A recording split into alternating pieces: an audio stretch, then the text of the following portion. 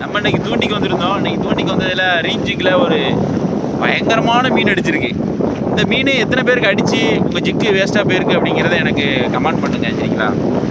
ஜிக்கு நம்ம கல் ஓரங்களில் வரும்போது இந்த மீனை எடுத்துகிட்டு உடனே கல்லுக்குள்ளே வரும். அப்படி சொல்லும்போது உங்களுக்கு தெரிஞ்சிருக்கும்.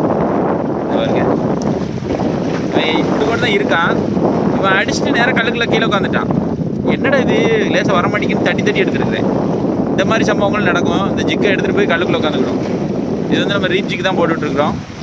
மூஞ்சாங்குட்டியிலேருந்து எல்லா மீனும் அடிக்கும். பொட்டிக்கிளி பிடிச்சிருக்கோம், மூஞ்சாங்கிளி பிடிச்சிருக்கோம், ஊடி பிடிச்சிருக்கோம், பாறை பிடிச்சிருக்கோம், கொடுவா பிடிச்சிருக்கோம், ரகம் நிறைய பிடிச்சிருக்கிறோம், சரிங்களா? அதனால் எத்தனை நண்பர்கள் இந்த மாதிரி ஜிக்கு வந்து பண்டாரி மீன் எடுத்து என் கல்லுக்குள்ளே வச்சுக்கிட்டு என்ன அப்படி சோழி முடிஞ்சிருச்சு அப்படின்னு இருந்தால் சொல்லுங்கள், நான் தெரிஞ்சுக்கிடுவேன். நமக்கு மட்டும் நடக்கா இல்லை நிறைய நண்பர்களுக்கு நடக்கா அப்படிங்கிறத, சரிங்களா? இதை நம்ம ரிலீஸ் பண்ணிடுவோம். நமக்கு தேவையில்லை, சின்ன இதுதான். எப்படி இருக்கான் பாருங்கள், நல்லா க்யூட்டாக இருக்கான். அவனுக்கு கூட அந்த இடம் தேவைப்படுது. பெரிய மீன்லாம் இப்போதைக்கு இல்லை. ரிலீஸ் பண்ணுறோம், போயிடும்.